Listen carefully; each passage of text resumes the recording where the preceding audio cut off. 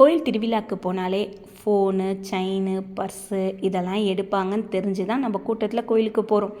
நம்ம என்ன தான் ரொம்ப உஷாராக போனாலும் ஆப்போசிட்டில் எடுக்கணும்னு வரவங்க நம்மளுக்கு மேலே ஒரு படி உஷாராக இருக்கிறதுனால நம்ம எப்படியோ மிஸ் பண்ணிடுறோம்.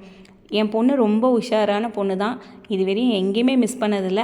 ஆனால் ஒரு நிமிஷத்தில் தவறுதல் எங்கே நடந்ததுன்னு அவங்களுக்கே தெரியல. கையிலேருந்து உருவுறேன்றாங்க.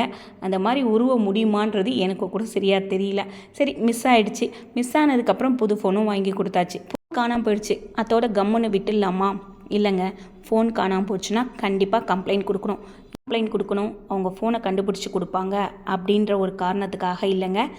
நம்ம மேலே எந்த தவறுதலான நடவடிக்கையும் எடுக்காமல் இருக்கிறதுக்கு தான். நம்ம ஃபோனை எடுத்துகிட்டு போகிறவங்க ரொம்ப நல்லவங்களாக இருக்க மாட்டாங்க. கண்டிப்பாக அவங்க ஒரு தீய செயலில் ஈடுபடுறவங்களாக கூட இருக்கலாம்.